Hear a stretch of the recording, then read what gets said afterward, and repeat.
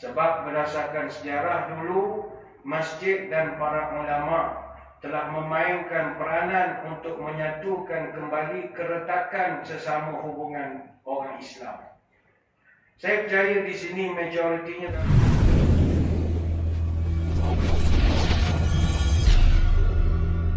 Assalamualaikum warahmatullahi wabarakatuh. Bismillahirrahmanirrahim.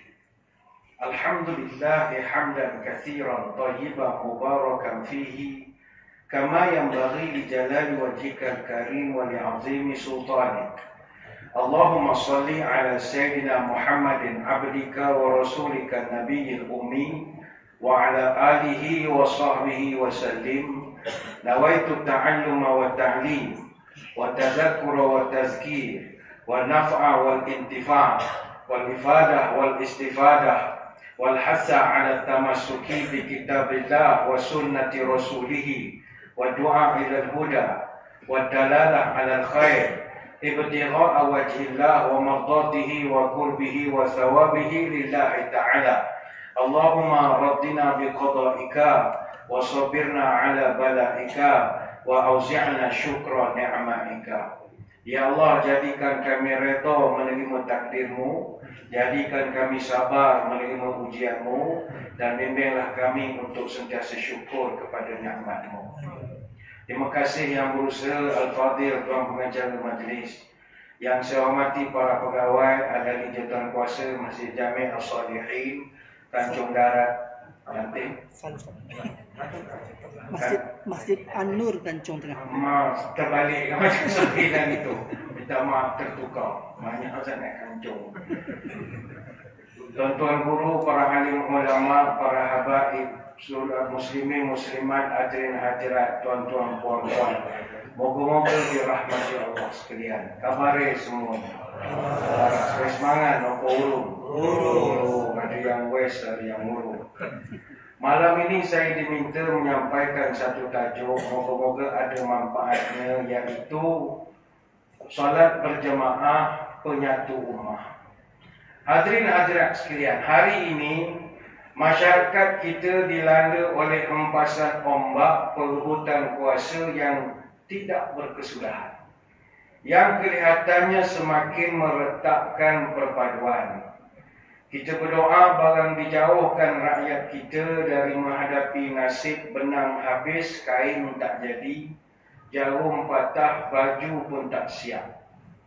Sebab itu orang tua-tua kita banyak memberikan nasihat, kerana kita menyaksikan dalam sejarah jatuh bangunnya sesebuah bangsa itu kerana pergaduhan sesama sendiri. Lalu dalam hal bersiasah mereka berpesan, pertama, wahai anak cucu, pantang siasah yang tidak senonoh, cabar mencabar mencari musuh, ke dalam bertikai keluar bergaduh, nanti rakyat sengsara negeri pun runtuh. Kedua, pantang siasah menurutkan nafsu, berebut kuasa palu memalu, tamakkan harta tak ingat malu, negeri rosak banyaklah seteru. Ketiga, pantang siasah memecah belah, mengadu domba umat manusia, baik sekaum sesama bangsa maupun antara keluarga dan marga. Maka dalam menghadapi keretakan ini, kita sebagai orang masjid mesti mainkan peranan. Sebab berdasarkan sejarah dulu, masjid dan para ulama telah memainkan peranan untuk menyatukan kembali keretakan sesama hubungan orang Islam. Saya percaya di sini majoritinya ramai jauh, betul? Tuan-tuan sekalian, mari kita bercerita sejarah. Sekitar abad ke-15, ketika kerajaan Majapahit semakin merosot. Kerajaan Majapahit ni adalah kerajaan Hindu-Buddha terakhir yang menguasai Nusantara. Ketika dia semakin merosot, kebanyakan wilayah jajahan Majapahit saling bergaduh dan berperang kerana mereka nak melepaskan diri daripada kekuasaan Majapahit. Maka tatkala itu, persengketaan sesama sendiri sangat kerap berlaku, walaupun kadang-kadang dalam hal yang kecil. Sehingga timbul satu kata-kata ketika itu kriwikan dan digerojokan. Apa artinya? Hal-hal yang sepele menjadi gede. Benda yang kecil menjadi besar. Pertengkaran di kalangan anak-anak yang mungkin sedang bermain tapi merebak menjadi perkelahian antara keluarga. Pecahnya begitu teruk hingga munculnya istilah-istilah seperti benar sepisan, Allah sepisan. Tak peduli lagi adik-beradik, kalau sekali buat salah, seumur hidup dihukum bersalah. Walaupun ketika itu adik-beradik, bila berlaku pemusuhan, tak ada maaf lagi. Ibarat kata mereka, jadi godong orang pak ngapek, jadi banyak orang pak nyibuk. Zaman itu kalau jadi daun, tak ada yang sudi nak memetik. Kalau jadi air, tak ada orang sudi mengambil, walau setitik. Begitu berat sekali perpecahan. Maka dalam suasana itu muncullah Kesultanan Demak. Kerajaan Demak ini kerajaan Islam pertama di Pulau Jawa yang dipimpin oleh Raden Fatah yang mendapat sokongan kuat daripada Wali Songo. Raden Fatah ini anak murid kepada Sunan Ampel. Dia sejarahnya untuk adik-adik jadi semangatnya. Syekh Ibrahim Samarkandi, ini sejarah. Syekh Ibrahim Samarkandi, dia datang dari Campak. Campak ini Vietnam Selatan. Dia bawa dua orang anaknya datang ke Tanah Jawa. Seorang nama Ali Murtada, seorang nama Ali Rahmat. Syekh Samarkandi dia pergi ke Jawa singgah di Tuban. Tuban ni di desa Gresik Arjo, Kecamatan Palang. Dan dia meninggal di sana. Anak-anaknya Ali Murtada dengan Ali Rahmat pindah duduk di Majapahit. Dua-dua dilantik jadi orang besar. Pertama dilantik jadi Raja Pendeta ataupun Menteri Agama di Gresik. Seorang lagi jadi imam besar di Surabaya atau Surabaya. Yang jadi imam besar itu namanya Raden Rahmat ataupun Sunan Ampel. Sunan Ampel ini dia melahirkan Sunan Bonang, Sunan Derajat dan putera-puteri. Dan dia yang melahirkan anak-anak murid seperti Sunan Giri, Raden Fatah yang akhirnya membentuk satu institusi namanya Wali Songo. Jadi Wali Songo dibentuk 30 tahun selepas kedatangan Sunan Ampel. Jadi kerajaan Demak ketika itu sudah mula berjaya melebarkan kekuasaan. Mereka berjaya menguasai daerah-daerah Jawa yang lain seperti Sunda Kelapa dari penjajahan dan sekaligus dia berjaya menghalau tentera-tentera asing yang ada di sana tahun 1527. Mereka meluaskan kuasa ke Tuban. Mereka pergi ke Madiun. Madiun 1529 dah dapat dipegang oleh kerajaan Demak. Kemudian mereka dapat Surabaya dan Pasuruan. Itu 1527. Malang juga jatuh di bawah kerajaan Demak tahun 1545. Belambangan, kerajaan ujung timur Pulau Jawa itu semua jatuh di bawah kerajaan Demak. Maka bila dapatlah disatukan jadi sebuah kekuatan, maka Wali Songo telah buat beberapa perancangan untuk nak satukan. Sebab masa itu perpecahan begitu teruk sekali. Pertama yang dibuat strateginya adalah menerusi makanan. Sebab itu saya fikir dalam konteks masyarakat kita kenduri kena buat hari-hari lah untuk nak merapatkan balik. Ya, hari-hari buat kenduri. Mana YB yang menang tu buatlah kenduri hari-hari. Demam lah yang buat tu kaya. Kenduri buat makan, sedekah. Dulu Wali Songo dia buat makanan. Dan makanan pula khusus. Mungkin tuan-tuan pernah dengar yang saya syarahkan ada orang keluar dalam WhatsApp macam-macam. Ketupat itu asalnya daripada Sunan Kalijogo. Nama asalnya kiblat papat, 5 pancir, 4 arah mata angin, 1 pusat menuju Gusti Allah. Dibuat daripada janur. Janur ini bahasa Arab yang dijawakan. Janur itu daun kelapa. Tapi janur, ja'an-nur. Dia daripada perkataan datangnya cahaya ilahi. Kemudian daunnya dianyam. Dianyam ni sebagai simbol dosa bersilang-silang. Kemudian direbus, dah siap dipotong dua, dalamnya putih. Artinya melalui Ramadan kita ibadah, nanti 1 Syawal dosa bersih seperti ketupat itu tadi. Yang ketupat ni pula masaknya pakai santan. Kalau bahasa Jawa, santan ni santen. Dia ada penggunaan pangapunten. Pangapunten itu maknanya mohon maaf. Ni adik-adik mungkin tak pernah jumpa tradisi lama orang Jawa dia panggil sungkem atau sungkem. Sungkem atau sungkem, saya ingat generasi yang umur 40 ke bawah pun dah tak merasa tradisi ini. Iaitu kita bila lebaran, hari raya, bersalam dengan mak bapak, salam ada tradisi dia. Bukan main cium saja. Bukan main cium tangan mak raya, mak saya batin dapat duit raya. No, dulu ada budaya. Dulu mak bapak nongkrong, duduk atas sofa, anak semua duduk macam ni. Datang bersalam dengan mak, jalan pakai lutut. Seret lutut. Terceceh stokin belakang. Jangan main-main. Tu sampai dekat mak atau bapak, kita pun salam. Keparing matur dumating ibu sawan kula wonting ing mriki sepindah silaturahim kaping kalih ngaturaken suking riyadi ngaturaken sedaya lepat nyuwun pangapunten. Kaping 3 nyuwun donga pangestunipun supados kula saged dados putra ingkang saleh migunani dhateng agama nisa bangsa lan negari lancar agenipun pados ilmu gampil agenipun pados rejeki ingkang halalan thayyibah saha sukses nglampahi kasanging dunia lan akhirat. Panjang macam-macam mantra dulu.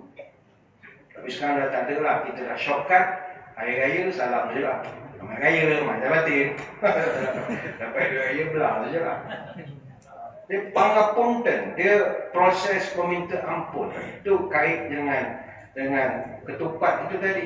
Kemudian Sunan Kalijogo dulu, lepas ketupat itu dibikin, dia akan agihkan pula ketupat itu kepada masyarakat sekitar.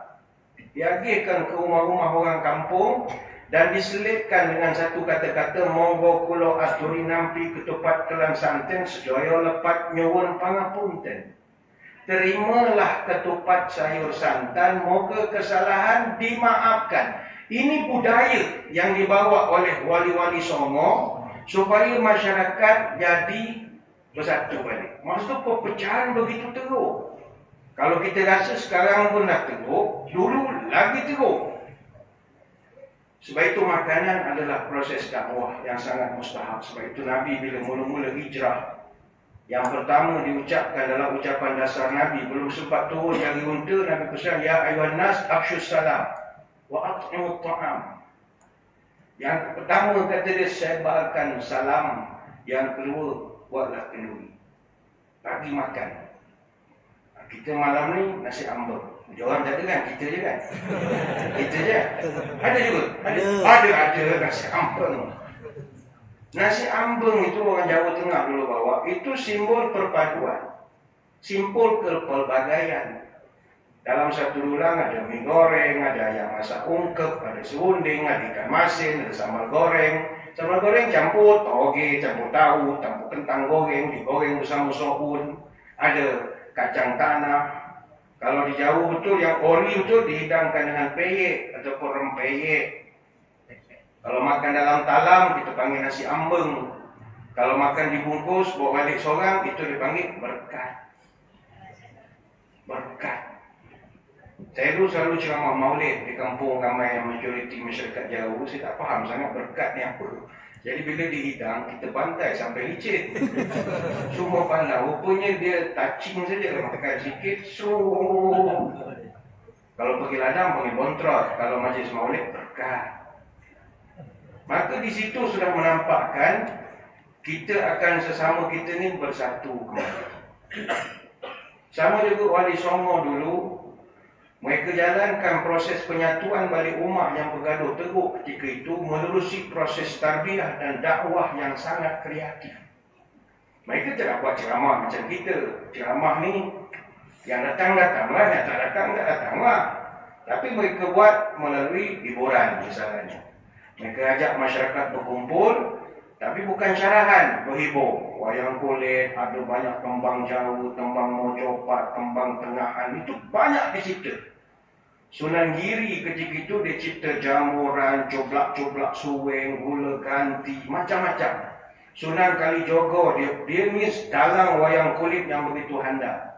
Dan dalang itu pun daripada bahasa Arab, dallah, mana orang yang menunjuk jalan, panggil dalang. Banyak dia cipta lagu, gundul-gundul pacul, itu untuk menyatukan balik orang-orang Jawa ketika itu. Gundul-gundul pacul, gembelengan, nyungi-nyungi wakul-kul, kelelengan, wakul ngemplang segane da desa latar. Jauh, jauh, bukan jauh. Mau jauh kalau tak kenal lagu ni berhenti je lah jadi jauh. Jadi Bugis ke Minangkabau. Sunan Kalijogo dia buat satu lagi lagu. Yang ni popular lah lagu ni. Lir Ilir namanya. Lir ilir, ilir, tandure wosumilir, tak ijo, royo royo, tak sengguh temanten anyar, tak sengguh temanten anyar. Tapi sekarang budak-budak tahfiz tukar lagu tu kan. Ya Taiba, ya itu lagu Jawa bukan lagu Arab tu. Itu Sunan Kalijogo yang cipta. Dia nak bangkitkan semangat orang Jawa. Jangan malas. Lir ilir, bangunlah, bangunlah. Dia bagi semangat. Tanaman dah bersemi menghijau bagaikan pengantin baru. Dia nak semangatkan orang ketika itu. Sudahlah gaduhnya. Padi sedang menjadi. Jom kita turun bekerja. Ini peranan ulama, peranan masjid, pesantren. Sama juga Sunan Bonang. Dia karang lagu ni, putera Sunan Ampel. Dia buat lagu Sunan Bonang ni, namanya dia ambil sebab dia pemain alat bonang yang begitu handal. Bonang ni ada tengah tempat panggil kromong, antara 12 gong kecil dalam permainan gamelan. Dia seorang percussion yang sangat hebat sekali. Dan dia mencipta satu lagu untuk mendidik masyarakat yang bergaduh ketika itu dengan Tombok Atinya. Terkenal lagu Tombok Ati. Tombok ati iku limo perkarane, kaping pisan maca Quran lan maknane, kaping pindho salat wengi lakanono, kaping telu kang soleh kumpulono, kaping papat kudu wetang kang luwe, kaping limo jikir wengi kang suwe, salah sawijine sapa bisa ngelakoni, mugi-mugi Gusti Allah nyembadani. Itu Sunan Bonang. Dia ada obat hati ada 5 perkaranya. Yang pertama baca Quran dan maknanya. Yang kedua salat malam dirikanlah. Yang ketiga berkumpullah dengan orang soleh. Yang keempat perbanyaklah berpuasa. Yang kelima zikir malam berpanjanglah. Salah satunya siapa bisa menjalani. Moga-moga Gusti Allah mencukupi, katanya. Panjanglah kalau kita nak ceritakan. Maka melihat kepada sejarah ini, kita sebagai golongan agamawan, kita yang menguruskan masjid, kita mesti tampil membawa agenda kukuhkan kembali tautan sesama orang Islam yang pecah sekarang ini.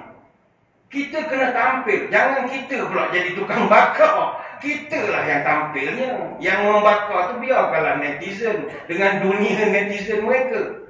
Kita orang masjid mesti ajak orang jadi baik. Itu peranan kita. Ini peranan agamawan daripada dulu lagi. Maka salah satu cara yang kita nak ajak masyarakat sekarang, jom datang masjid, semayang berjemaah. Apa sebab? Kerana di masjid ini terlalu banyak pelajaran dan juga tauladan, khususnya dalam hal bersatu padu. Datang masjid. Tapi ialah bila saya tengok tajuk cerita semayang jemaah kepada orang yang memang datang semayang di masjid, macam nak ceramah macam mana memang orang tu dah datang.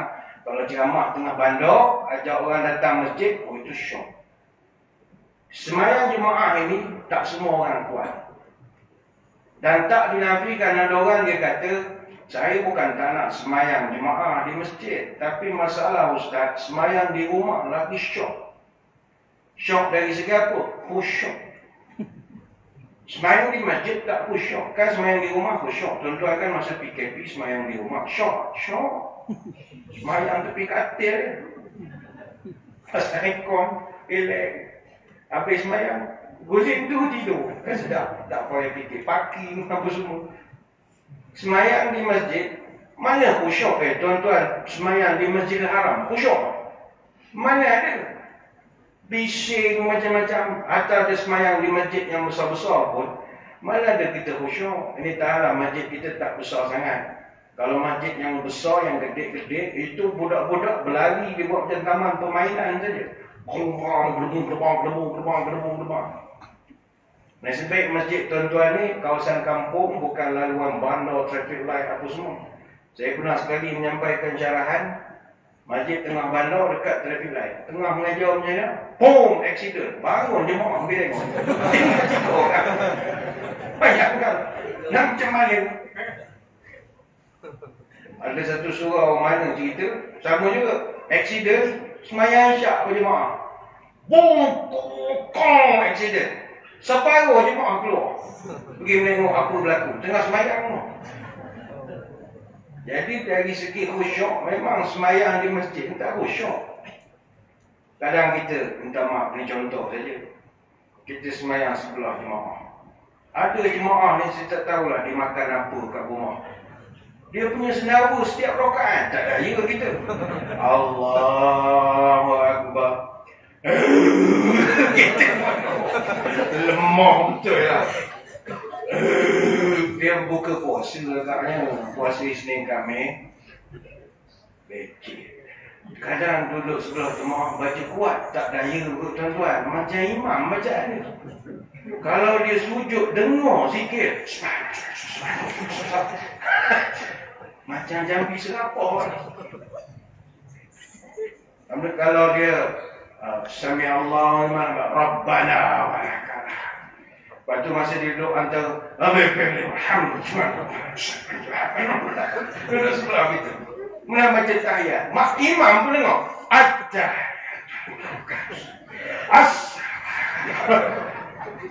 Dalam hati nasib baik dah tua dia ni. Kalau budak aku siku dia ni. Sabar. Makmum baca kuat. Belum makmum semayang, kita semayang sebelah dia. Rukuk, Allahu Akbar. Tengok dia punya kaki. Ya Allah, kuku panjang. Boleh kayuh perahu. Ini orang kecil nama Al-Baq. Panjang tu kuku dia. Hati berkata-kata, susah. Muslimat semayang masjid, mana khusyuk? Tengok orang datang pakai telekon lawak. Wow, Siti Khadijah. Lama, jadikan abadi. Semayang di rumah tak ada masalah. Tapi kenapa kita kena datang juga masjid? Allah suruh. Kenapa Allah suruh? Suruh belajar cara hidup bermasyarakat.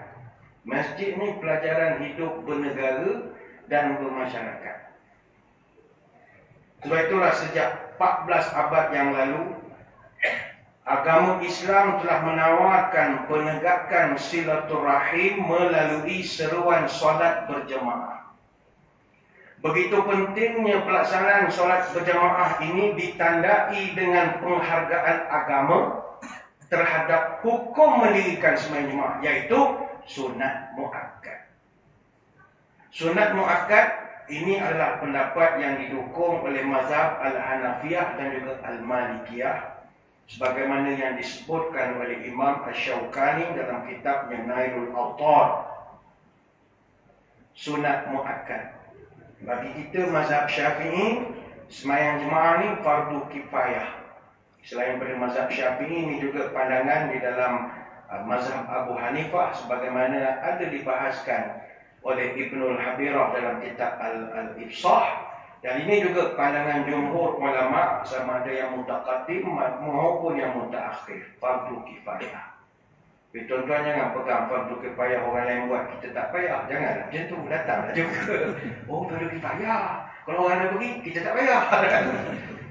Semua orang pegang gitu, lah masjid tak ada orang. Tapi jangan lupa, walaupun tidaklah ada tekanan sangat sembahyang jemaah ini, tapi ada ulama yang mewajibkan. Ada, tapi dia panggil fardu ain, dia panggil. Antara yang mengatakan atau berpendapat sedemikian adalah contohnya Atha bin Abi Rabah, sama juga Al-Auza'i, sama juga Abu Zur, Ibn Khuzaimah, Ibn Hibban, dan umum di kalangan para ulama Hanafiyah dan juga mazhab Hanabilah. Mereka mengatakan ianya fardu ain, satu pertanggungjawaban. Sebab mereka pegang kepada satu riwayat Abu Hurairah radhiyallahu anhu bercerita, pernah sekali seorang OKU cacat penglihatan, orang buta, datang jumpa Nabi. Dia kata, ya Rasulullah, saya ni nak pergi masjid semayang, susah ya Rasulullah. tak ada orang nak bawa. Jadi boleh tak saya diberi pelepasan khas untuk tidak jemaah di masjid, saya nak sembahyang di rumah saja. Ketika aduan dibuat, kata Nabi, no problem. Boleh, tak ada masalah. Kamu pun susah nak datang. Okey, no problem. Pergilah balik. Ketika laki-laki ni balik, tiba-tiba Nabi panggil, sekejap. Mai sini. Hal tasma'u nida abis salat? Oh, minta maaf, lupa nak tanya. Ente ada dengar tak azan bila duduk di rumah? Dengar azan atau tidak? Jawab laki, na'am. Ya, saya dengar ya Rasulullah. Maka jawab Nabi, fa'ajib. Minta maaf, kena datang sembahyang jemaah. Sebab dengar azan. Maka di kalangan ulama yang mengatakan kewajipan ini berpegang kepada dalil, kalau Nabi dengan orang OKU cicak kelihatan boleh suruh, apatah lagi kita yang sehat segor-gor ini. Ini hadis riwayat Imam Muslim. Bahkan ada hadis yang lebih keras, meninggalkan solat jemaah adalah watak munafik terang-terang. Dalam satu hadis panjang daripada Abdullah bin Mas'ud, man sarrahu ayyalqallahu ghadan musliman falyuhafiz ala haula'is salawati haitsu yunada bihinna. Siapa yang nak berjumpa Allah pada hari kiamat dalam keadaan selamat, hendaklah dia menjaga sembahyang jemaah di mana saja azan dia terdengar. Walaqad ra'aituna wa ma yatakhallafu 'anha illa munafiqun ma'lumun nifaq. Dan sesungguhnya kami beranggapan siapa yang tidak hadir sembahyang jemaah itulah orang munafik yang clear munafiknya. Hadis riwayat Imam Muslim. Jadi ada ulama yang mana kita jangan pegang kepada kata-kata alah pada pergi payah je orang dah buat kita tak payah. Jangan. Sebab ada kaedah lain menyebut orang yang sengaja tak nak pergi sembahyang jemaah itu munafik betul. Bahkan Ibn Mas'ud lebih keras lagi amaran dia, walau annakum shallaitum fi buyutikum kama yusalli hadzal mutakhallif fi baitihi la taraktum sunnata nabiyyukum walau taraktum sunnata nabiyyukum la dhalaltum. Kata Ibn Mas'ud, kalau kamu sembahyang di rumah, nescaya kamu telah tolak ataupun kamu tinggalkan petunjuk Nabi kamu. Dan siapa meninggalkan petunjuk Nabi pasti sesat. Sebab itu bagi kita orang laki-laki, afdal solat jemaah di masjid. Afdal solat jemaah di masjid. Walau bagaimanapun ada pengecualian. Kalau tuan-tuan ada masalah, iaitu anak-anak di rumah yang tak pergi sembahyang di masjid, dia culas sembahyang. Maka di situ ada setengah ulama memberikan kelonggaran. Dalam kitab Mughni disebutkan law dhahaba ila al-masjid wa taraka ahli baiti la yusalluna faradi aw tahawanu aw ba'dhum fi salati fa salatu fil bait afdal min salati fil masjid. Ini kitab Mughni disebutkan mana-mana orang yang pergi berjemaah keluarga tak ikut dan didapati keluarganya sembahyang tak tentu arah. Ada yang tak sembahyang, ada yang belum sembahyang. Maka ketika itu sembahyang di rumah lebih afdal daripada sembahyang di masjid. Ada pula yang senyum, ini sudah lesen besar, tak payah pergi masjid. Tidak. Walaupun ada kelonggaran, fadilat takkan sama. Ya, sembahyang jemaah itu 27 kali ganda. Ada orang kata, saya di rumah pun berjemaah juga dengan keluarga. Mestilah dapat 27 kali ganda. Ya, kata para ulama, kata Imam Qurtubi, berjemaah di masjid dengan berjemaah di rumah, bilangan 27 darjat sama, tapi nilai tak sama. Contoh, sembahyang jemaah di rumah, kita dapat RM27. Sembahyang jemaah di masjid, 27 US dollar. Lain tak? Nilai. Jumlah sama, 27. 27 kilo kapas dengan 27 kilo emas. Beza tak nilai? Nilai tak sama. Baik itu kata Imam Al-Qurtubi, walaupun Nabi sebut sembahyang jemaah 27 kali ganda fadilatnya, tapi tengok tempat. Kalau buat di masjid, mahal lagi. Kalau buat tempat lain, fiknya takkan sama. Sebab itu bagi orang laki-laki, jom sembahyang di masjid. Orang perempuan tak ada tuntutan sembahyang di masjid. Mereka datang dapat pahala tapi tak ada pertanggungjawaban. Sebab orang perempuan sembahyang paling afdal di rumah dia. Itu ada hadisnya. Semayang paling afdal. Bagi orang laki-laki, semayang fardu di masjid. Semayang sunat di rumah. Ikut sunnah Nabi. Sunnah Nabi, Nabi semayang sunat semua buat di rumah. Semayang fardu Nabi buat di masjid. Tapi tak heran sebab rumah Nabi dengan masjid sebelah saja. Macam tuan-tuan, RM3 minyak nyampai sini. Jadi kalau semayang sunat ke rumah, bengkok kita hari-hari. Nabi dia semayang sunat di rumah. Sebab itu yang ada satu sunnah yang saya ingat kita kena ikhtiar juga dapat buat. Iaitu sebelum semayang subuh, ni dua sunnah ditinggalkan. Pertama sunat fajar. Ramai orang tak buat sunat fajar. Datang-datang masjid, naik masjid terus semayang subuh. Rugi, dia kena buat semayang sunat fajar dulu. Sunat fajar ni, kata Nabi, kalau tak buat kerana tak sempat, boleh qada. Artinya solat tu mustahab. Mustahab semayang sunat fajar. Katalah kita dapat. Itu antara azan dengan solat subuh, dia punya komatnya tu jauh. Sebab kita nak bagi peluang jemaah datang beramai-ramai. Tapi untuk hukum asal, semayang sunat fajar afdal di rumah. Kalau untunglah tuan-tuan kalau rumah dekat masjid. Dengar saja azan subuh, sebelum datang masjid, tuan-tuan buat 2 rakaat di rumah. Itu sunnah Nabi. Habis 2 rakaat, sunnah kedua yang kita dah tak buat sekarang adalah berbaring pada husuk kanan. Tak ada orang buat lagi. Nabi suka. Tiap kali dia habis main sunat fajar, dia akan baring di husuk kanan. Sementara menunggu masuknya azan atau muqamat. Dia akan baring husuk kanan. Jadi tuan-tuan nanti kalau yang rumah dekat boleh buat, dapat pahala ekstra. Habis main sunat fajar, balik. Mengiring, bukan menerak. Kalau menerak pukul 10 lah bangun. Si ambil pantai. tak main subuh kita. Mengiring saja. Sebab itu afdal buat di rumah. Kenapa tak buat di masjid? Tuan-tuan bayang kalau semua orang baring dalam masjid. Macam dugong tak jadi.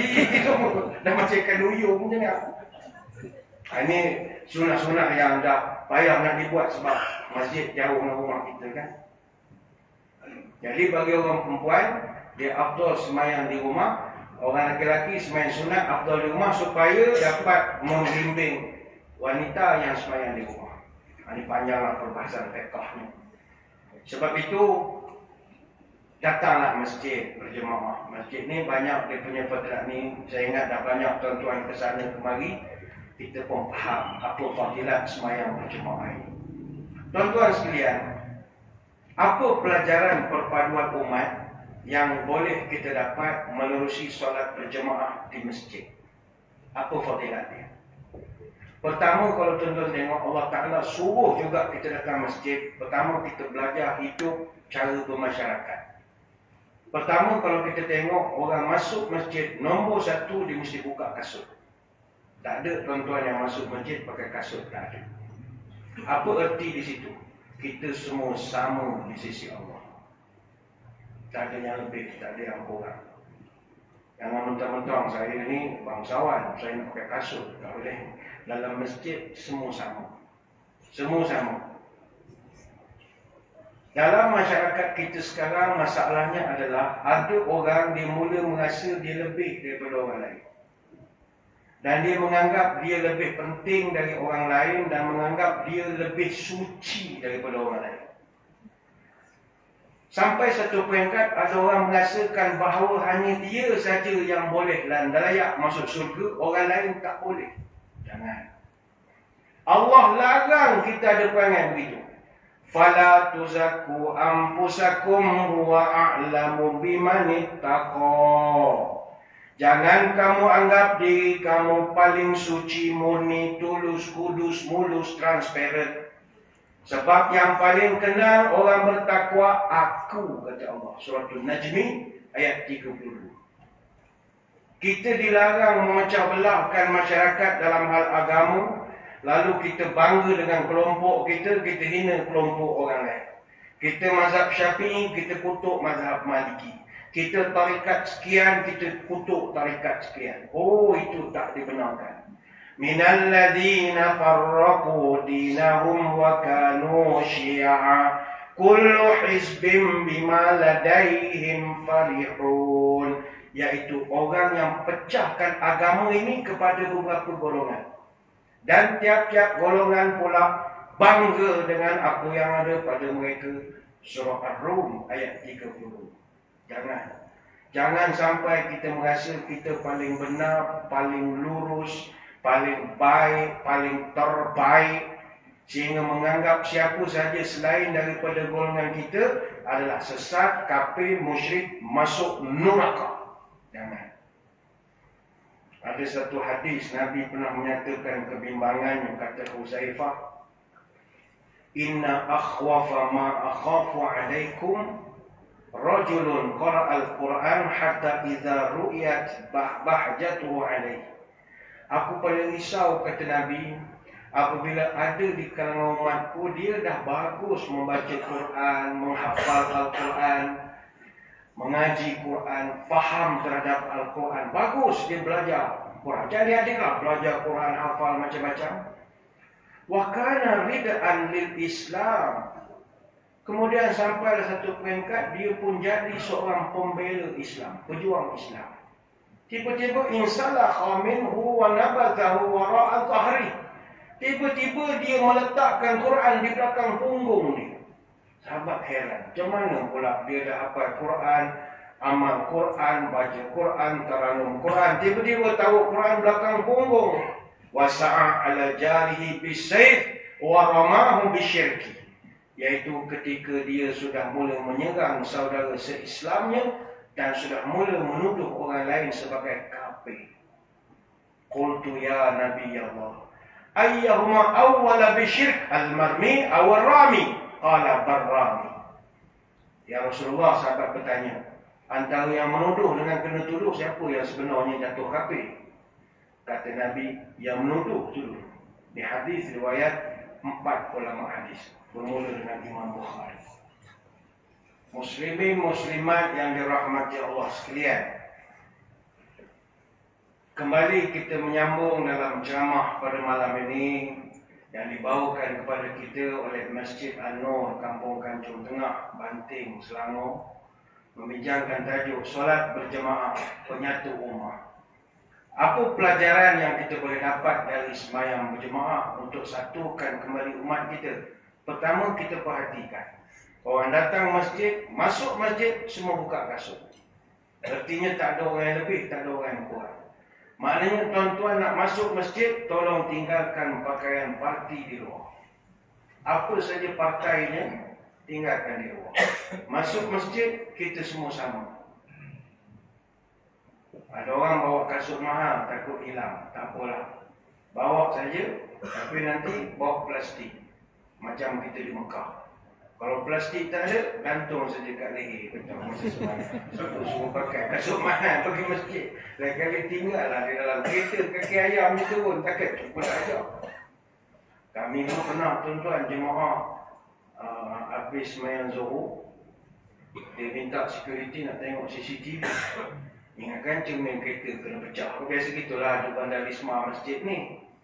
Ingatkan motor hilang, dia kata slipper hilang. Kami ialah slipper ni tuan-tuan. Kalau pergi report boleh, kes bawah RM130, boleh pun tak buat report.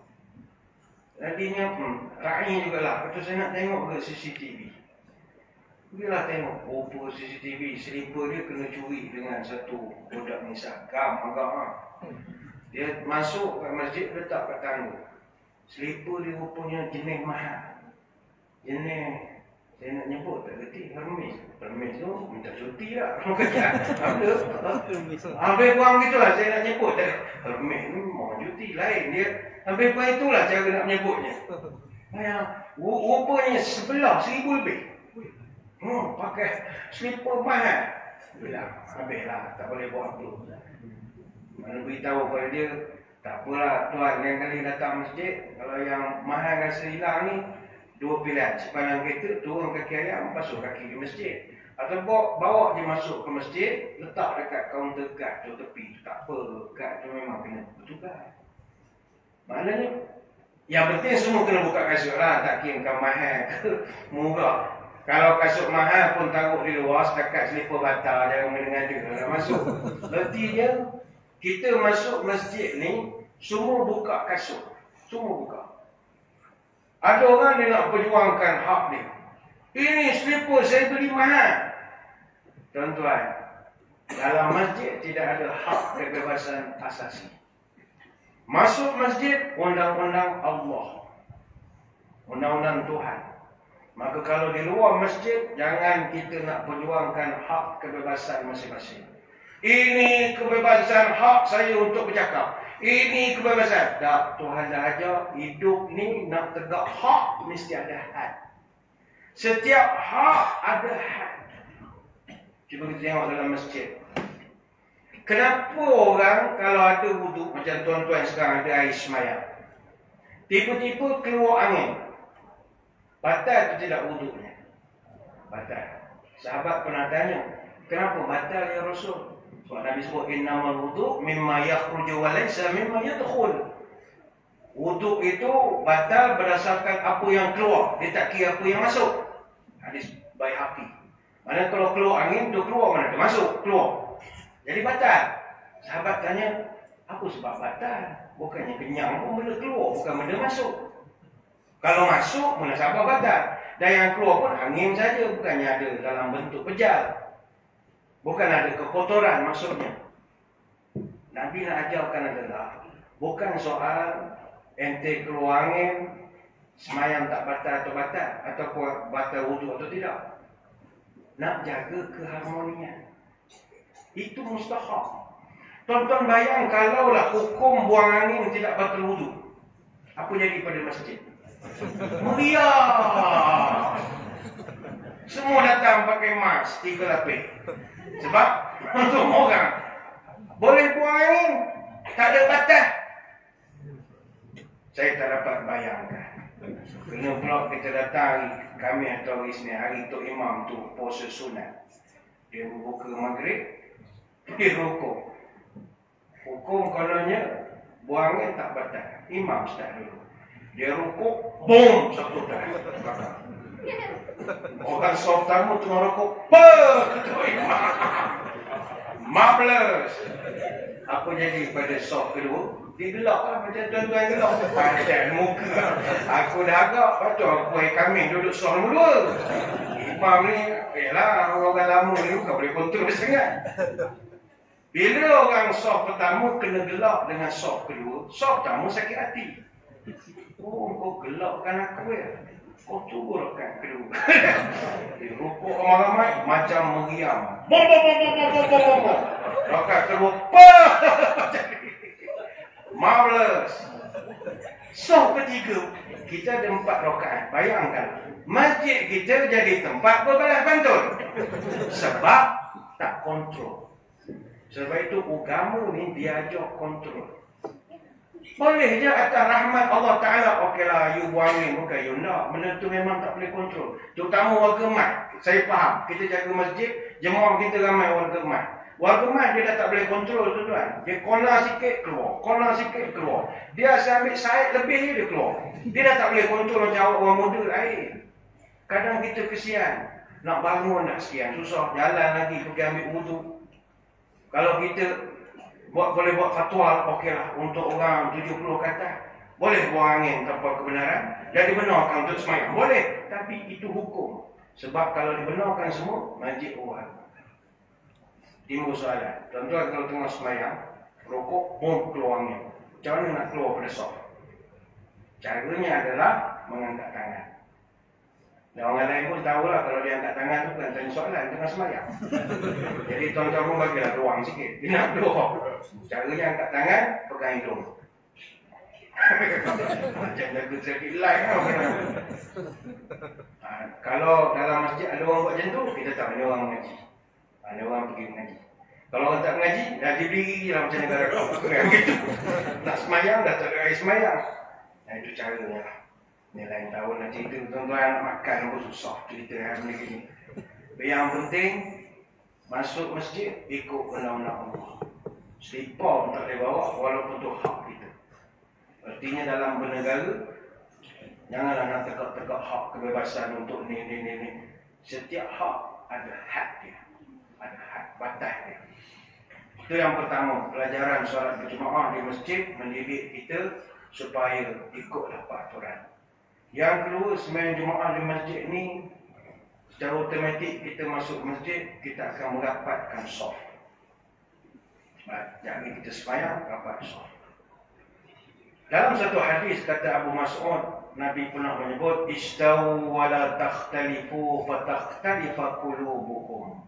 Luruskan shaf, jangan bengkang-bengkok. Apa sebab? Kalau bengkang-bengkok, fa takhlifa qulubukum. Nescaya shaf yang bengkok akan menyebabkan hati kamu berpecah belah, kata Nabi. Hadis riwayat Imam Muslim. Percayalah tuan-tuan, kalau kita di luar bergaduh bagi nak arah, oh kita yang terbaik, ini setan, bergaduh, tapi masuk masjid, bila imam arahkan, rapatkan shaf, kita rapat. Orang yang tadi kita maki, kita akan rasa bersalah sangat. Maka habis semayang, bila dah belaga bahu, belaga kaki, saya ingat kita akan bersalam dan berpeluk-pelukan. Itu tujuan rapatkan shaf, supaya hati kita akan jadi rapat.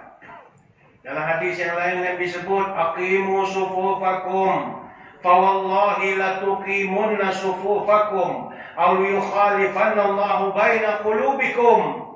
Nabi dalam satu hadis pernah menyebut, luruskan shaf kamu, kerana demi Allah, kalau kamu benar-benar meluruskan shaf kamu, maka kamu akan berjaya. Kalau tidak, Allah akan wujudkan perselisihan dalam hati kamu. Hadis riwayat Abu Dawud. Kata para ulama, Nabi SAW menyebut masalah perselisihan dalam kalangan masyarakat ini kerana shaf yang bengkok dan lafaznya ada beragam. Ada masa Nabi sebut fatakhtalifa qulubukum, nescaya hati kamu akan berselisih. Dalam riwayat yang lain Nabi sebut aw la yukhalifanallahu baina qulubikum, Allah akan membuatkan perselisihan dalam hati kamu. Dalam riwayat yang lain, aw yukhalifanallahu baina wujuhikum, Allah akan wujudkan perselisihan pada wajah-wajah kamu. Sebab itu dalam banyak nas Nabi sebutkan, perpecahan itu bermula daripada hati. Kita yang bergaduh sekarang ni, hati. Sakit hati mana? Macam mana kita boleh menang, dia boleh kalah? Macam mana kita boleh kalah, dia boleh menang? Macam mana kita boleh menang tapi tak boleh memerintah? Kita akan hati banyak sakit. Perpecahan juga bermula daripada hati. Sebab itu Allah Ta'ala sebut, tahsabuhum jami'an wa qulubuhum syatta, zalika bi'annahum qaumun la ya'qilun. Permusuhan di kalangan mereka sangat hebat. Kamu nampak mereka itu bersatu, padahal hati mereka berpecah belah. Yang demikian itu kerana mereka ini qaumun la ya'qilun, semua tak ada akal. Bahasa kasarnya, bongok semua tu kata Allah. Surah Al-Hasyr ayat 14. Kalau dalam gambar berpeluk, dalam hati semua menyumpah hati kanan. Hati penyatuan bukan pada rupa, bukan pada fizikal. Dalam ayat lain Allah Ta'ala sebut, wa allafa baina qulubihim law anfaqta ma fil ardi jami'an ma allafta baina qulubihim walakinna Allah allafa bainahum innahu azizun hakim. Dan Allah lah yang telah menyatukan hati orang beriman. Hati, qulubihim. Dan seandainya kamu kumpulkan segala kekayaan di bumi, nescaya kamu takkan mampu menyatukan hati mereka. Tetapi yang menyatukan hati mereka ialah Allah. Kerana Allah Maha Perkasa lagi Maha Bijaksana. Surah Al-Anfal ayat 63. Kita keluar belanja besar untuk menyatukan kumpulan yang bergaduh. Mereka akan bergabung. Tetapi hati mereka hanya Allah boleh gabungkan. Sebab itu bila kita didik datang ke masjid, rapatkan shaf, Allah rapatkan hati kita. Dalam kitab Qasasus Salihin, tulisan Syekh Hamid Ahmad Tahir diceritakan, pada akhir kurun ke-8 Hijrah, masa zaman Bani Abbasiyah, orang Islam dah berjaya mara sampai ke Samarkand. Samarkand ni ibu negara Uzbekistan sekarang. Pada waktu itu, tentera Islam telah berjaya membuka negara-negara yang bersempadan dengan Samarkand yang dekat dengan China sekarang. Jadi, sampai di satu buah kota yang besar, mereka tak dapat tembus benteng negara itu. Kota dia buat tinggi, tak boleh nak masuk. Tentera-tentera musuh pula di sebalik tembok, mereka berdiri sepanjang dinding kota. Tak ada orang boleh masuk, tak ada orang boleh keluar. Tentera Islam tak boleh nak masuk. Dan ketika itu, panglima dia pun fikir, kita tak boleh tembus masuk ni. Mereka ni bagaikan dinding yang tak boleh nak dirobohkan. Akibatnya, kepungan tu berlanjutan dalam tempoh yang panjang. Tak ada yang menang, tak ada yang kalah. Maka panglima Islam buat postmortem. Macam mana kita nak berjaya mengalahkan? Akhirnya dia buat muhasabah. Dia kata punca kita ni tak boleh nak tembus kawasan musuh. Aku tengok engkau orang ni, pasukan tentera, ada dua masalah. Pertama, aku tengok engkau orang sembahyang soft semua bengkang-bengkok. Ini menunjukkan hati engkau tak satu. Orang kalau hatinya satu, sederak, senada, dia akan sama saja barisan. Bila seorang di depan, seorang di belakang, seorang begitu gini, artinya engkau tidak ada uniform. Hati kamu tak bersatu. Yang kedua, aku tengok, kata panglima ini, engkau orang tak ikut sunnah Nabi, iaitu engkau orang malas bersugi, bersiwak.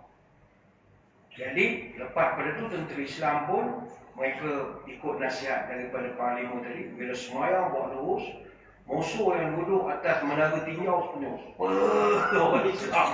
Orang respect. Orang takut tengok. Kemudian dia tengok pula orang Islam pergi ambil kayu-kayu ranting, gosok gigi pakai kayu. Sugi kan?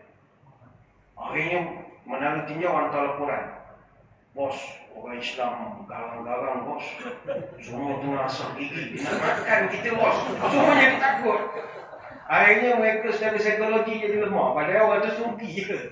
Sebab dia tengok, dia gigit kayu, jangan main. Sebab itu sok lurus ni mustahak. Sebab dia mendidik hati. Maka silakanlah kita nak khilaf ilmu. Kita nak khilaf fikrah. Kita nak khilaf dari sudut pemahaman ijtihad politik. Silakan. Tapi jangan sampai khilaf hati. Kita boleh berbeza pendapat. Dalam apa juga hal. Dalam hal ilmu, hal kunut. Tuan-tuan nak beza pendapat, silakan. Jangan beza di hati. Beza ilmu saja. Tuan-tuan nak beza Nabi Surah Mi'raj dengan roh jasad ke apa, berbeza, tak ada masalah. Tapi jangan sampai berbeza di hati. Maka sama juga dalam siasat, politik, pilihan raya apa saja. Masing-masing ada ijtihad. Aku sokong ni, aku sokong ni. Tapi jangan sampai perpecahan di hati. Tapi kalau hati dah pecah macam Ustaz, datang masjid, dapatkan sok, nanti dia betulkan balik. Itu hikmah semayang berjemaah. Itu yang kedua. Yang ketiga, kita masuk masjid, semua kita menghadap arah yang sama. Tuan-tuan, saya percaya dalam masjid ni semua parti tak sama semua. Ada yang dacing, ada yang roket ada lagu roket, ada apa lagi parti ya. Tak ingat banyak warna-warni je pening kepala. Semua tuan-tuan daripada background parti yang berbeza. Tapi bila kita masuk masjid, walaupun kita menyampak kepada orang ni, menyampak kepada orang ni, pandangan kita tetap satu, iaitu kiblat. Semua sama. Walaupun tuan-tuan tak suka dengan Tok Imam. Tok Imam memang ngambang betul, bulan, sinar, tolak badru alaina betul. Kita memang tak suka. Contoh kan cerita masjid ni. Contoh. Tapi sebab dia sudah menghadap ke depanlah kita. Kalau tak, aku menyampak dengan Tok Imam, aku nak pusing. Sana pergi Amerika lain, kiblat kat sini. Tak boleh. Semua kita menghadap arah yang sama. Sebab itu, kita ni semua dalam istilah ilmu kalam, dia panggil orang Islam tu adalah ahli kiblat. Kita ni semua ahli kiblat. Ahli kiblat ini kalau dalam ilmu kalam diartikan sebagai umat yang berpegang kepada akidah dan syariat Islam. Kata Imam At-Tahawi, wa nusammi ahli qiblatana muslimina mu'minin madamu bima jaa bihi Nabi sallallahu alaihi wasallam mu'tarifina wa lahu bi kulli ma qalahu wa akhbira musaddiqina. Kata Imam At-Tahawi, dan kita namakan ahli kiblat itu adalah seluruh orang Islam, muslimin, muslimat, selama mana mereka mengiktiraf apa yang dibawa oleh Nabi dan mereka membenarkan apa yang Nabi ucapkan. dia panggil ahli kiblat. Ahli kiblat, kita tak boleh hukum mereka sebagai kafir. Walaupun mereka berlainan mazhab atau menyokong parti yang berbeza. Tak dibenarkan. Sebab itu kata ulama, la tukaffir ahadan min ahli kiblat. Kita tidak mengkafirkan selama mana orang tu memandang kiblat yang sama. Sebab ahli kiblat adalah saudara kita. Man shalla salatana wastaqbala qiblatana wa akala dhabihatana fadhalikal muslim alladhi lahu dhimmatullah wa dhimmuhu wa rasulihi fala tughfirullaha fi dhimmatihi. Dalam hadis Nabi sebut, siapa yang semayang sama semayangnya seperti kita, menghadap kiblat yang sama kiblatnya seperti kita, dan dia memakan sembelihan yang kita sembelih, maka itu adalah orang Islam yang menjadi tanggungan Allah dan Rasul. Maka jangan kamu remehkan Allah dalam tanggungan itu, kerana dia adalah Islam, baginya hak dan kewajipan seorang Islam. Hadis riwayat Imam Al-Bukhari. Sebab kita menghadap kiblat yang sama. Sebab itu Imam Al-Ghazali pesan dalam kitab Hidayatul Hidayah. Kata dia, wala tuqaddi'u bi syahadatuka ala ahadin min ahli al-qiblat bisyirk aw kafir aw nifaq fa in muttali' ala as-sarair huwa Allah Ta'ala. Jangan mulut engkau sekali-kali mengatakan syirik, kafir, munafik kepada orang yang digelarkan ahli kiblat, kerana yang mengetahui apa yang sembunyi dalam hati mereka hanyalah Allah. Wa idza la'anta ahadan min khalqillahi ta'ala tulibat bihi. Ingat, sekali engkau mengutuk makhluk Allah, engkau akan dituntut pertanggungjawabannya oleh Allah. Kita panggil satu orang Muslim, bro, contoh. Kau punya perangai, kau punya muka sebiji macam bro, contoh. Nanti di hari akhirat Allah akan cari kita. Dulu kau cakap dia buruk kan? Cuba kau pandang muka dia ada gaya buruk ke tak ada? Tak ada ya Allah. Asal kau dulu panggil dia buruk? Banyaklah cerita. Orang lain dah beratur, dah boleh masuk surga, lagi kena orang cari lagi. Panjang cerita lah. Sebab itu tak boleh mengutuk ahli kiblat. Itu pelajaran ketiga. Pelajaran keempat yang terakhir. Pelajaran keempat iaitu kita bila masuk masjid, kita taat kepada imam. Nanti kalau Bilal sudah qomat, Allah Akbar, Allah Akbar, la ilaha illallah, imam pun keluar. Tuan-tuan tengok, imam ni, ish, aku menyampur. Tapi tuan-tuan kena ikut lagi. Ikut. Sekali kita imam itu, salih Allahu Akbar, kita ikut Allahu Akbar. Dia pun baca Fatihah apa semua, dia rukuk. Allahu Akbar. Kita sebab menyampuk kita imam, malah aku ikut dia imam kan rukuklah seorang. No, tak boleh. Dalam fiqh tak boleh cepat, tak boleh lambat apabila ikut imam. Kata Abu Hurairah, innama ju'ila al-imam liyutamma bihi fala takhtalifu alaihi. فإذا ركع فاركعوا وإذا قال سمع الله لمن حمده فقولوا ربنا لك الحمد وإذا سجد فاسجدوا وإذا صلى جالسا فصلوا جلوسا أجمعون. Kata Nabi, imam itu kau mesti ikut, jangan kau menyelisihi imam. Kalau dia rukuk-rukuklah, kalau dia mengatakan sami Allahu liman hamidah, jawablah Rabbana walakal hamd. Apabila dia sujud, sujudlah. Ini hadis riwayat Bukhari Muslim. Imam ni kita kena taat dia walaupun kita tak suka dia. Kita kena ikut dia. Tapi kalau imam tu terlampau ramai tak suka, tu jadi hal lain. Maknanya daripada 100 jemaah, seorang ni jemaah suka imam, something wrong. Tapi 100 jemaah, 2 orang yang tak suka, yang 2 orang tu something wrong. Maka kepada yang 2 tu, kita minta semayanglah surah lain. Kita tak dapat nak puas hatikan semua orang. Macam contoh, ni contoh. Pelantikan Menteri Besar, contoh. Kita tak suka, oh kenapa dia ni, aku tak nak. Ni dah komat dah pun. Dah komat dah jadi imam dah tu. Dan kita ikut yang Allah. Dia sujud, kita sujud, dia rukuk, kita rukuk. Lantik Perdana Menteri, tuan-tuan tak suka hari ni. Dah komat dah. Sekali ikut, kena ikut lah. Dah dikomatkan. Dalam makmum, kita tak boleh musabaqah, tak boleh mufawaqah, tak boleh muwafaqah, tak boleh at-takhalluf. Musabaqah ni apa? Mendahului imam. Imam tengah. Kita Allah. Awal pada imam ni. Kenapa awal? Aku menyampak tengok muka. Kenapa awal? Ataupun muwafaqah. Muwafaqah menyamai imam. Sami Allah. Dia pun sama. Sami Allah. Macam budak kapal semayang. Kalau begitu. Budak kapal dia suka mengikut tu imam. Kalau nak tergelak, mana kita semayang? Bismillahirrahmanirrahim. Dia pun sama. Bismillah dia duduk belakang. Idza jaa nasrullah wal fath. Ramai-ramai dia mengikut tu imam baca. Idza jaa nasrullah wal fath. Yalah budak-budak tak adalah dosa kalau kita yang tua bangka ni. Kalau muwafaqah menyamai imam, batal semayang. Dan tak boleh at-takhalluf, tertinggal terlalu lambat. Dengan sengaja. Baik itu Nabi pernah sebut, amma yakhsha alladhi yarfa'u ra'sahu qabla al-imam ay ya'awwilallahu ra'sahu ra'sa himarin.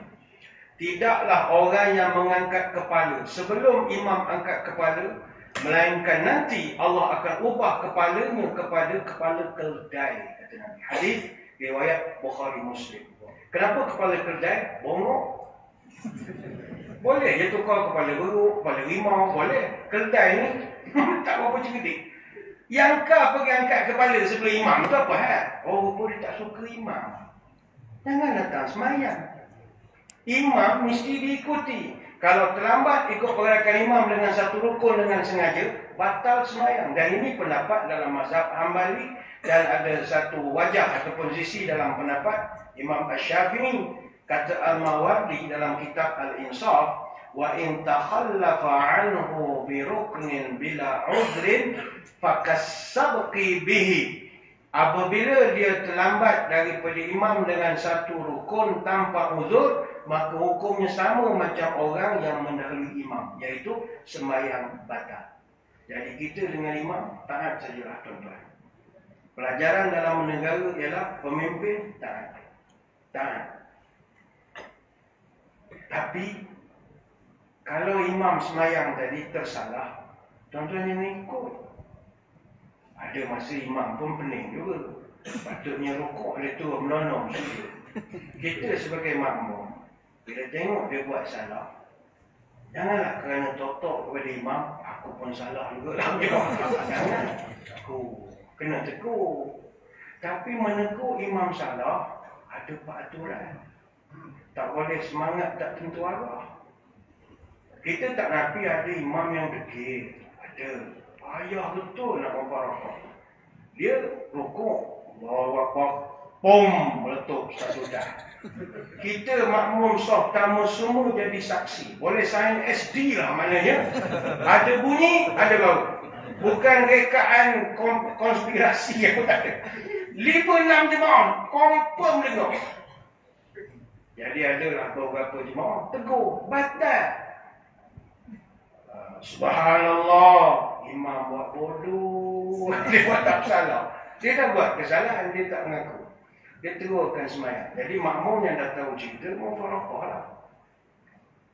Habis semayang, kita tegurlah imam.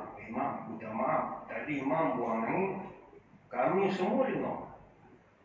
Kenapa imam tak memfarakah? Sebab itu masjid, tuan-tuan tengok. Kenapa ada pintu depan? Spek masjid JKR semua ada pintu di dekat dengan kawasan mihrab dan mimbar. Tujuannya kalau imam tu batas semayang, dia akan keluar daripada pintu itu. Dan saf pertama akan gantikan imam. Lepas itu kena ada pintu tempat dia menyorok kalau dia lepas bom tu dia menyorok. Itu tujuan buat pintu. Tapi kita tukarlah nama bila imam, bila azan. Itu fiqh. Dia kena ada tempat nak jaga maruah dia lah. Takkan dia nak keluar tangan gitu. Pening makmum ni macam mana kita. Dah tak ada pemimpin dah ni. Itu tujuan dia. Ada imam, kita tegur. Imam, tadi awak kata kenapa awak tak terus keluar je, kami boleh ganti. Dia jenis degil. Awak dengan saya nak kira. Jasa saya berapa banyak awak tak nak pandang. Masjid ni saya yang buat dulu. Tak akanlah buang angin sikit pun nak kira ikut je lah. Ada jenis gitu. Dia memilah jasa dia. Tok Imam, orang bukan masalah jasa tak jasa. Ni batal. Batal pun menurut sangat sikit. Kalau banyak pun tak mudarat pun. Ada jenis itu. Tapi tak Nabi ada pula makmum yang jenis setia taat kepada imam. Dia dengar imam tu buang angin, dia pun sama-sama dia demi setia kita pada imam, kita buang angin lebih kuat daripada buru. Ni contoh. Kan dah batal semayang. Cantik tak semayang berjemaah punya undang-undang? Cantik. Dia mengajar kita hidup bernegara. Mana kita dengan pemimpin pun sama. Ada silap. Mana ada orang sempurna. Tegur. Tapi tegur, bisa ada peraturan. Apakah peraturannya? Ketika imam rukuk, tapi dia terus sujud, kita pun tegur, Subhanallah. Jangan pakai takbir, nanti diingat ceramah nanti. Imam salah, takbir, Allahu Akbar. Kejut imam, sudah. Nah, kita nak bagi tuan tasbih je. Subhanallah. Subhanallah. Jangan mentang-mentang amar ma'ruf nahi munkar. Semangat kita tendang punggung imam. Imam tengah sujud, tendang. Oh, itu imam. Nyungku. Kita pun bangga. Oh, aku telah berjihad. Fisabilillah. Tangkap dia boleh datang kamu. Kita pun bangga jadi pejuang Islam. Pejuang Islam apa? Awak buat amar ma'ruf nahi munkar. Jangan kau hajar. Sebab ada peraturan. Kita nak menegur imam yang salah pun ada caranya. Santun menegur menurut alur. Santun menyapu bermanis muka. Adat menegur baik-baik, syarak dan adat mesti ditilik. Menegur jangan semena-mena supaya tidak jadi bencana. Menegur jangan sampai menista supaya tak jadi silang skater. Sebelum menyapu tengok rupa. Sebelum menegur tengoklah dulu umur. Awak muda ngaji tak habis lagi. Jadi jangan sepok punggung imam. Imam tu mana ingat. Nak sanggah pun ada cara. Elok menyanggah bawa faedah, buruk menyanggah bawa fitnah. Bila menyanggah niat yang buruk, kemana pergi pun orang mengutuk. Bila menyanggah menepik dada, orang menyampah manfaat pun tak ada. Elok menyanggah bawa manfaat, buruk menyanggah bawa mudarat. Bila menyanggah mencaci maki, mana pergi pun orang membenci. Bila menyanggah cara tak senonoh, alamat ujungnya kita bergaduh. Jadi inilah sekelumit pelajaran daripada solat berjemaah yang Allah dah aturkan kepada kita supaya kita faham hidup bermasyarakat, hidup bernegara. Kalau kau bawa budaya ini keluar, tak ada bergaduh lagi dah. Imam kita taat, tapi kalau dia salah, kita betulkan. Kita adalah partner in nation building. Kita rakan pembinaan negara dan juga masjid ini, kita melakukan corrective participation. Kita melibatkan dan kita saling membetulkan. Tetapi dengan cara yang betul. Cara yang syarak ajar pada kita. Saya ucapkan ribuan terima kasih di atas undangan. Mohon maaf sebarang kekurangan. Moga-moga kita dapat bertemu pada lain-lain kesempatan. Sebelum kita berpisah, marilah kita menadah tangan berdoa. Moga pertemuan kita ini diberkati ilahi dan Allah kurniakan kebaikan dan barakah kepada Rustia dan juga tentang kuasa yang menjaga rumah Allah ini, mengimarahkannya, mengaturkan program yang berbagai. Moga mereka diberi juga keberkatan dan kesihatan yang baik mudah-mudahan. A'udzubillahi minasyaitonir rajim. Bismillahirrahmanirrahim. اللهم صل على سيدنا محمد وعلى آل سيدنا محمد. اللهم إنا نسألك العافية في الدنيا والآخرة ونعوذ بكلمات الله التامة من شر ما خلق. اللهم طول أمورنا وصحح أجسادنا ونور قلوبنا وثبت إيماننا وأحسن أعمالنا ووسع أرزاقنا وإلى الخير قربنا وعن الشر أبعدنا واقض حوائجنا في الدين والدنيا والآخرة إنك على كل شيء قدير.